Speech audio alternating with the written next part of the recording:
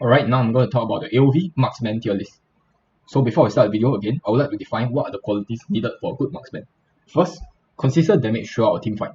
They can burst damage like Violet, but generally, it's preferable for for marksman to have continuous damage in a team fight.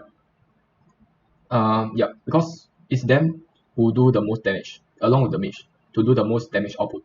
And usually, if the mage is a CC, then it's even more important for the marksman to do damage. So if you do not do consistent damage, like if your Diao Chan freezes the enemy and you just go in and do one shot like Violet, then you can't really you miss you just undervalue the CC by a lot if you can just do a burst ability.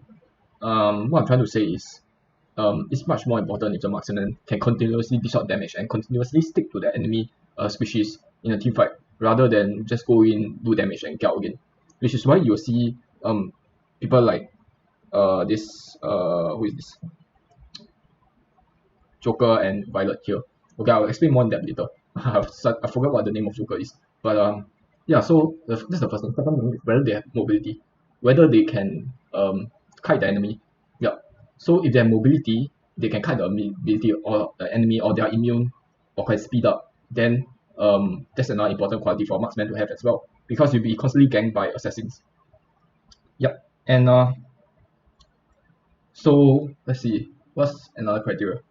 Another criteria is that you have to clear wave fast, and you also have to get jungle creeps fast, which is why I mentioned earlier that you need consistent damage rather than burst damage.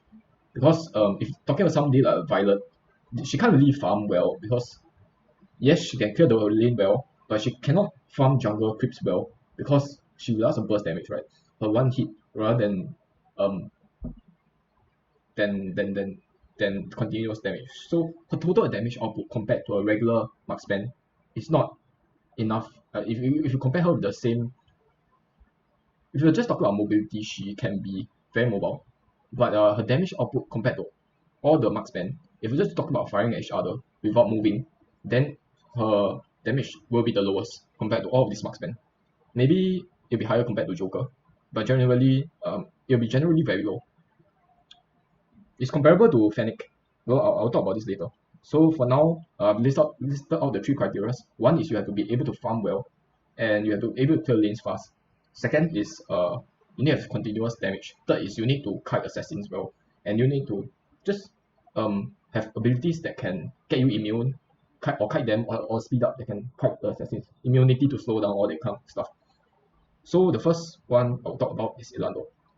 Ilando is undoubtedly in the S tier. There's no discussion. I mean, even a casual, even if you somehow don't agree with my opinion, he'll be at least an A tier, at least. Alright, he's definitely agreed by most players to be in S tier. Why? Because he has so much mobility. Right, he can chase. He has a stun with his ultimate, and he just dance around the enemy. Right, if the assassin collapses onto him, it's almost impossible to kill him unless you are somebody like somebody that has hard CC. If you're playing a quick neck, it's almost impossible. I've experienced this. It's impossible to catch an Ilando. No matter how many movement abilities Zeph is, Butterfly, even Butterfly, which has a like auto target ability, it's very hard for her to stick to Ilando because he has obviously you can land the ultimate because he can't really avoid it, but he can just move away from the ultimate and just kite you. So it's very difficult for any assassin to get kill Ilando, and that's the reason why he's S tier. His damage output is not really that much, but he makes up for it with his incredible amount of ability, amount of mobility to dance around the enemy, just clown them. He can even 1v5. I'm not sure about Ilando in because it's kind of new, right? I mean, I've only seen that it's very good and it's usually always banned. But the Ilando I've seen can 1v3 at least, not 1v5. But in KOG, Honor of Kings, right, in the Chinese KOG, he can 1v5 quite easily. I see most of the top players, obviously it's banned in most games, right? But when the top players pick him, they often 1v5. Yeah, I'm not even kidding. Unless the enemy has somebody like Aram or Alistair, where it's impossible to dodge the ultimate. It's almost like very hard for a very good player, Ilando player to die because he can just dash around, and worst come to worst, he can just disengage with his ultimate. Yeah, because his ultimate, apart from a CC2, he's also a disengage too. He can either take Purify or he can take Enrage, that Enrage thing that increases his attack speed, or he can jungle. The best lane that he should go to is jungle, but he can be also play in the Abyssal lane. He even take the punish in the Abyssal lane. Yeah. Just to farm our jungle creeps and all that. So that will be a bold move. But I think you can manage that. Because of his insane movement ability, you do not have to take flicker on him, or you don't have to even take sprint on him. Because he can just dance around the battlefield so much. So I would recommend Purify or Punish on him. And maybe not Enrage, because Enrage, it's just a useless talent overall, don't use it. So next will be Lavelle. Definitely not as mobile as Ilandor, but he makes up for it with insane amount of damage. Okay, if you let him scale into a late game without caring about him, if the assassin does not gank him earlier, he'll be the strongest marksman in the game. He'll be even stronger than let's see. Okay, he'll be slightly weaker than Yon in terms of raw damage output if they just fire at each other, but he'll be the second strongest marksman in the entire game. Yep, if he's not targeted. So that just shows you how good he is. And he's also quite hard to, although he lacks movement ability, he makes up for it with his second skill, which gives him the ability to be immune to one skill. Okay, not only is he immune to one skill, but I think he's, after getting the immune, after you cast the shield, right, and the shield is disrupted by enemy's ability, he gets immunity to all damage for like, I don't know how long, but that's insane if you think about it. Immunity to all damage, and also it grants him a movement speed plus damage reduction. So he's, without his second skill, I'll put him in undoubtedly in D tier. If his second skill is something like slow, something like a damage skill, I'll put him D tier. But because his second skill is so godly, it does so much. It slows, it increases his own speed by 80%, and it also prevents a skill. It gives it immunity. It does like all kinds of things, which is why it instantly bumps it up to S tier. His second ability is so potent. Okay, next I'll talk about Hayate. Hayate do not have as much damage as Ilandor or even what is this guy? Lavelle. It don't have as much damage to Lavelle or even Ilandor. Because if you think about it, Ilandor sticks to your enemy, Hayate doesn't. Hayate needs to go in and out of a fight. He needs to kite. He does not have as much range as Ilandor or Lavelle or any traditional marksman. He has less range than any traditional marksman. So he relies on kiting. And he needs to just he needs to poke with his S1, and he needs to move backwards with his S2, and need to go in again with his ultimate. So he need to do a lot of dashing in and out in the fight, and need to manage his energy well. So initially I put him in A tier, but if you know how to play Hayate well, he's in the S tier, because it's so hard for assassin to get hit away. It's almost impossible. In terms of being gang, right, it's in this sequence, it's Ilandor, Hayate, and this guy. Because Hayate usually takes Purify, right, so it's even hard for somebody to CC him, to hard CC him. And he also has 2 movement abilities, so it's almost impossible to just jump on him, right? Because he can just run away. If he manages his energy well, of course. So that's why he's in the top tier pick. He does not have his early game is extremely weak. His early game is easily a B tier, but because his late game is very good, his kit allows him to get to a late game because of his ability to kite. So that's why he's in that tier. But next I'll talk about Chang'e. Okay, you can see I included Chang'e almost all the video right now, and yes, that's what I'm going to do until I get to a jungle tier list, because he can play all roles except for jungle. Okay, so why Chang'e? Why is Chang'e so good over a regular marksman? Alright, so in what kind of situation can you pick Chang'e for the Abyssal lane? First, when you are solo queuing, you do not pick Chang'e when you are duo queuing or trio queuing. I mean, you don't pick him in the Abyssal lane, because the thing about him is he needs farm. He needs farm like a marksman, because he'll be able to do an insane amount of damage with a little bit of farm. So when he gets fed, he can 1v5. That's the thing. So any character that can 1v5, they should prioritize his farm, obviously, right? Because he can destroy an enemy team just by himself. So the Abyssal lane gives the most gold, which is why sometimes for you guys who don't know, the Abyssal lane gives the most gold. So if you switch lane with your marksman and your what is that? Dark Slayer laner, DS laner, then it becomes weird because your DS laner get more gold than marksman, which scales better with gold, right? So usually you don't do that, it lets your marksman go to a Abyssal lane. But Chang'e scales even better than a regular marksman. He just is unstoppable with gold. Okay, he's weak against this marksman, alright? If the enemy pick this marksman, he'll be weak against him. Lavelle, he's weak against Lavelle. Wait, actually no, he's not weak against Lavelle, what I'm talking about. He's weak against Hayate and weak against Cavani. He's even strong against Ilandor. Yeah, so there's a way to play against Ilandor. special way to play against him. You do not out in and go. Usually for all of these marksmen, you just go out and charge at them, right? But for Ilando, you don't do that. You need to trick him into using his skills first. Yeah. But for Hayate and Kefani, there's no way to play around them because they just kite so well. But yeah, if the enemy is picking anybody that Hayate and Kefani pick Changna as your laner, and also another condition is if your support is somebody that cannot defend you. Let's say your support is a Kha'Zix. Okay, even a Kha'Zix can defend you. So let's say your support is a Batman, he decides to throw, or your support is an Arthur, right? It's not that throw, but he just doesn't know how to play a support, right? And it's too dangerous for you to pick somebody like Kefani, for example, because you can just get gang 3% can gang your lane. Usually your jungler will gang your lane, right? But let's say your jungler ignores your lane and gangs the Abyssal lane instead, and your support is God knows where on the map. Then what do? You get ganked by 3% and your marksman, and you will die regardless. Even if you're somebody like Ilando, at the start of the game you cannot 1v3. If you get ganked under the tower, you die. But Changna is not that guy. He can 1v3 even at the early stages of the game. That's how OP he is. And he can easily defend a wave even if 3 people rushes into the tower. And even if it's CC, he cannot be CC. I mean, his super skills grants him immunity to CC. So he's ungankable. Yeah, that's a good thing about him, is that he's ungankable. So when your teammates are pressuring the bot lane, he'll just maybe miss 1 minion and that will be about it. Because when the enemy comes in, maybe the enemy is a butterfly, maybe the enemy does not rely on, maybe the enemy is not a Darcy. If a Darcy S1 you and out you, then typically a marksman will die, right? But Changna is different. He will S1 to be immune to that sucking in by the Darcy ultimate. So the only bad thing he's bad against is his burst damage. If you face with somebody like a Quick Neck or a butterfly that dives him, then it's hard for him to do anything because it's damage, right? It's not CC. But because of the damage reduction, he can be much tankier than a regular marksman. He can be, yeah, he's one of the most tanky character in the game, right? With his damage reduction.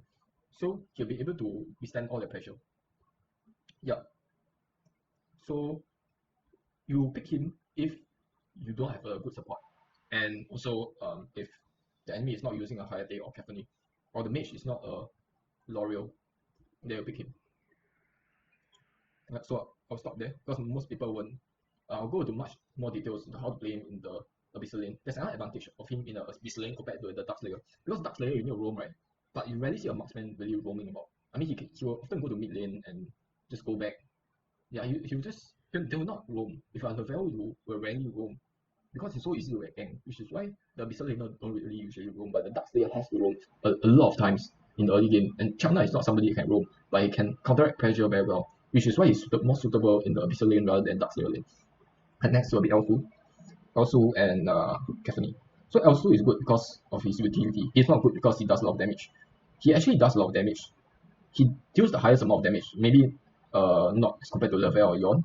But if we're just talking about attacking while standing still, he's the third highest damage dealing marksman because of his passive. His passive allows him to ignore armor penetration up to tend to ignore pure percentage armor penetration up to a maximum of 60%.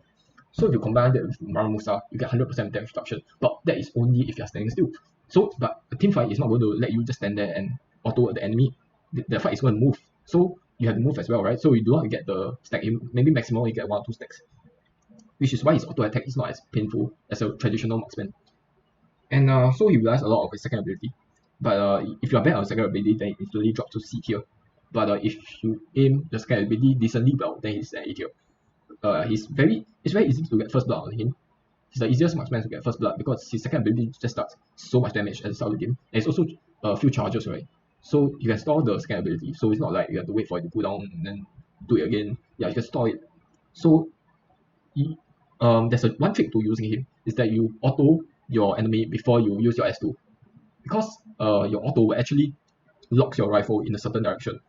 And your S2 will fire in that direction. So if you don't use your auto attack, your S2 might fire backwards. Yeah, for all we know. So usually what I also do is they get very close to an enemy. So close to an enemy that almost cannot miss. They auto the enemy.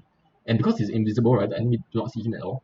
And so he gets an element of surprise. The enemy is like confused for half a second. Because they do not know why they have health bar gone down, right? Also is invisible at this time. So he gets the S2 off on the enemy. The enemy then realizes that somebody is attacking him. He gets another auto off and the enemy tries to run away. And then he just snipes, right? Instead of using his S2 again, because the enemy is desperately trying to run away. And if you get the snipe, you get first blood. So that is how usually also players get their first blood. They usually carry armor penetration. Yep. pure armor penetration, 100 armor pen. Yep. Or maybe even attack speed, because he converts attack speed to damage. I'm not sure. It's either attack speed or armor penetration. So he can be he's dealing 2 damage at the start, right? So he's very deals a lot of damage at the start. But late games his damage really goes down a lot. Whereas another utility is his placing of wards, right? So when he places the wards down, his vision, and there are a lot of bushes where you can place the wards down, which will benefit your team. So there's a lot of utility as well. Yep. If your support is somebody like somebody that can scout, somebody like who is that new support again? What's his name? I forgot the name of the new support. Let's say somebody can scout like a Pura. Okay, he can place the wards down so that Pura doesn't have to go around. I'm just using it as an example. Don't play Pura, please. Thank you. So next will be Caphany. Alright, why is Caphany so good? Okay, also it's not at S tier, of course, because it does not do consistent damage. Caphany does consistent damage, and she can also cut her enemy very well, and also she can clear lanes very well because of her plasma cannon, and she can also farm quite well because of her continuous autos onto creeps. So why is she A and not S tier? It's because she's best at hitting a single target. That's a downside. It's because she needs to stick to a single target. She can cut assassin well, but she does not do as much damage as a traditional man in a fight, in a team fight, because she do not have. If you compare it to him, right? They all do AOE damage. Lavelle does 3 hits with his autos. This guy does area of effect, skill damage, magic damage, because when he gets 3 stack, he gets an explosion. But Caphany does single target damage, and if you switch to a plasma cannon, it causes her to be sort of less mobile, so she can't really keep out of the team fight. So she needs to switch in and out with plasma cannon mode in the team fight, and that causes her sometimes to be unable to keep out of the team fight. The team fight is moving, right? So enemy is retreating or your team is retreating, so you have to move along the battle, right? So if you do switch, then your mobility gets affected, and that can allow you to get ganked easily, or you simply cannot catch up with the enemy retreating, cannot give chase. But if you want to go in, there's another playstyle where you go in and you instead stick to the use the clicking on the enemy icon function, and you stick to the enemy carry. She's really good at fighting marksman 1v1 at close range. She's a melee hero, but she can kite really well. She's a melee hero that can kite really well. When she gets close to a marksman and autos them, there's nobody that can beat her except maybe for Joker and Fennec. But if you talk about Ilando, about Lavelle, about Hade, if she sticks to them, autos to them, she also get that a passive. S2 also gives that passive, which is armor penetration that stacks. So every hit is stacks and reduce the enemy's armor by like 15 to 25 or something like that. So she'll be doing true damage after she stacks 10 hit, just like Hayate. So don't think that her little hits are like mosquito bites at the start, but slowly it ramps up, and her damage when it crits at the end is gonna be insane.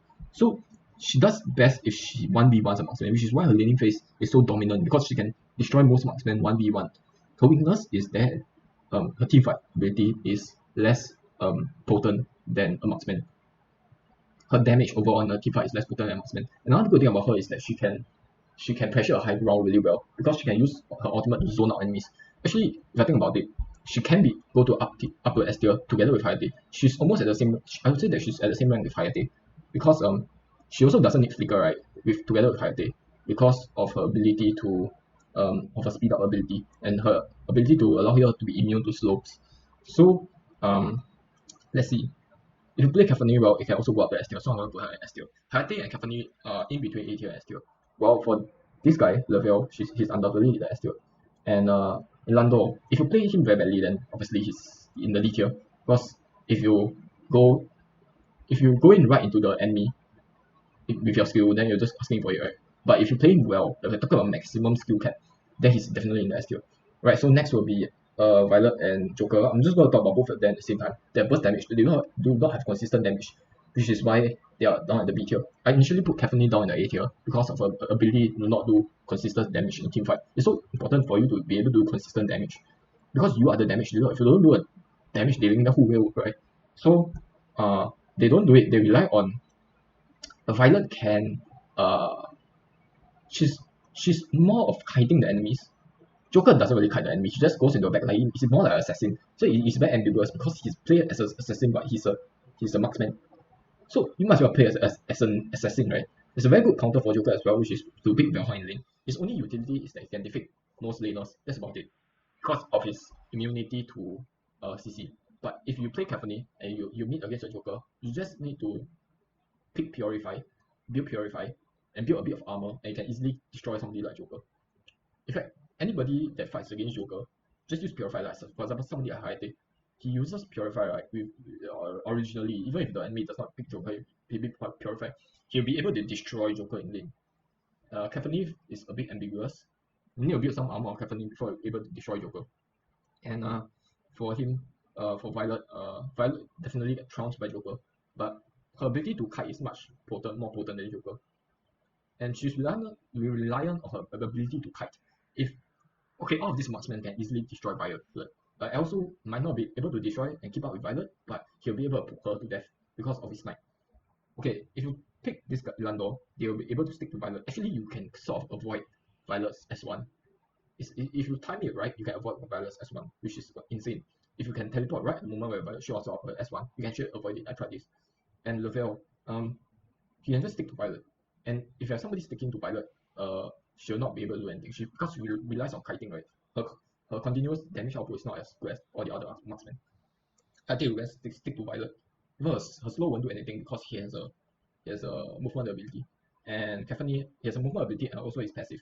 Caffeine will just stick to Violet because of her movement ability as well. And that she usually picks sprint, so she can easily stick to Violet and auto sword to death.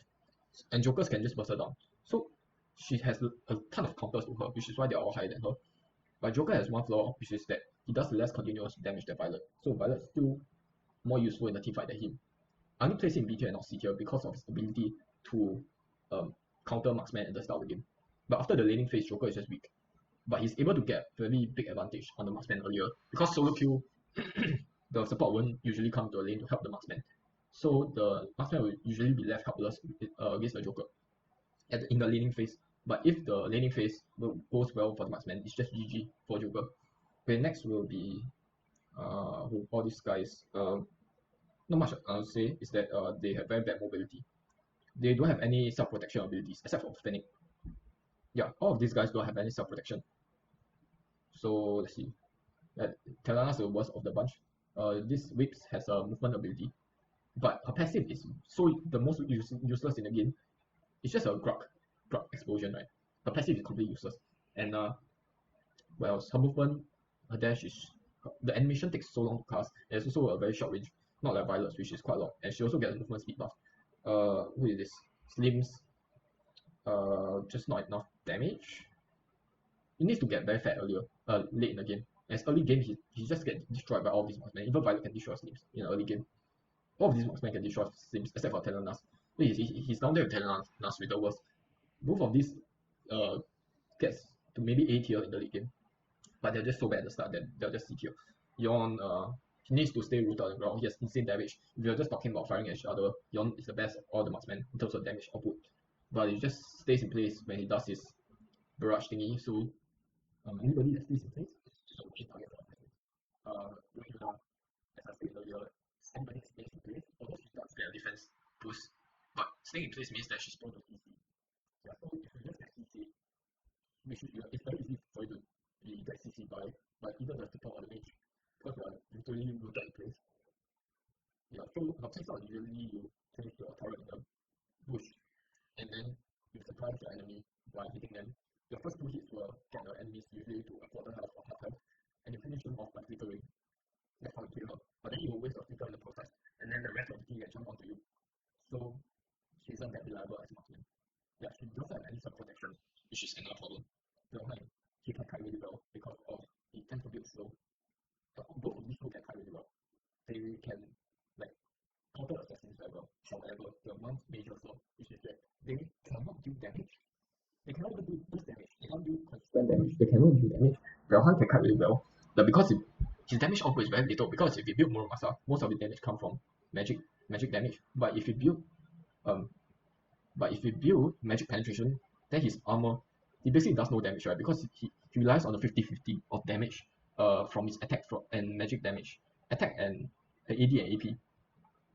So it's awkward. He's in a situation where it's very awkward and usually do not build any penetration items, which means that he relies on his runes for penetration, the yellow ones. Which means that in the late game, when your tank get a lot of armor, it's very hard for him to deal with the tanks. But it's still very easy for him to kill squishies, because squishies do have neither armor nor magic defense, and he can target both of those. So while he can kill squishy, you need to keep in mind that he's a marksman. He will not be going onto enemy backline to attack them, because he'll be dead before he even charge in. He don't have any ability that allows him to get in and get out. If he uses his sprint to get in, he will just get CC and die. So he can only attack onto enemy front line, which is he can barely do any damage against because he do not build armor penetration items. Fennec. Okay, Fennec is his damage output is on par with Valheim, I'll say. Because he's so easy to play against. He's very good at 1v1, just like Valheim. He's very good at kiting. But in a team fight, his value just drops by so much. Because his S1 marks the enemy, right? But if the enemy has a movement ability and runs away, that's very awkward for Fennec, because he has one stick on the enemy runs away, and you have no more S1 to use. And yeah, so his keep just usually you need your S1 to stun the enemy, right? So if you get an assassin, you S1 them and you do your dash around them to sort of stun them. But if you use your S1 earlier, then how do you stun an assassin that comes and jumps onto you? And not having S1 means that you don't have a bonus in the attack speed, which means that your damage dealing will be even worse than before. You're just basically somebody that can auto without any skills. So once Fennec casts his S1, which is very easy to see because you'll just get a mark around you and you just run away, and the rest of your team can just jump onto him because he will be very weak. Yeah, so and Fennec, it's just very hard for him to produce consistent damage in the team fight, which is why he's very bad at Abyssal laner. I would say he's much better at the jungler, but that's for later day. So because he can take objectives really fast, but in terms of just dishing out damage in team fight, it's just bad. It's just really bad. It's very hard for him to be ganked. Maybe it's halfway between B and C tier, but he just does so little damage in team fight. He does even less damage than Vio. Okay, he does around the same damage as Joker, but Joker is still better than him in the sense that he'll be able to go onto the enemy's backline. But Fennec can definitely not go onto the enemy's backline because it does not have any skills that allow him to be immune. And if he casts his second skills are immune, but he uses it to go into the battlefield, right? The maximum they can do is kill the enemy marksman if he dies straight after, because we do not have any skill to disengage. Yep, so at least Joker has 2 seconds to go in and burst down someone, right? And 2 seconds is enough.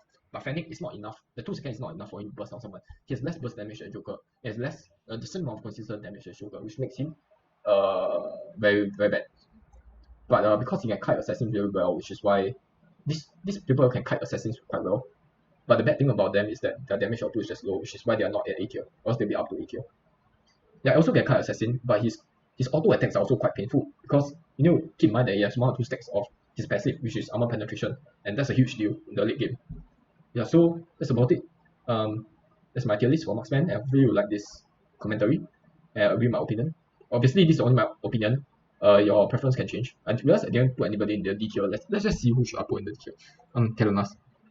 Okay, definitely Telonas. He does not have any movement ability. At least Whips and Slim have movement ability. And Yawn maybe. Brohilda, at least he has increased defense from her ultimate. And this guy, who is the Valheim, can at least kite. But these two cannot kite at all, which is why my tier list looks like this. Thank you all for viewing. Look forward to my jungle and my DS laner tier list. The DS laner tier list is going to be very, very big with so many DS laners. So look forward to that and see you guys next time.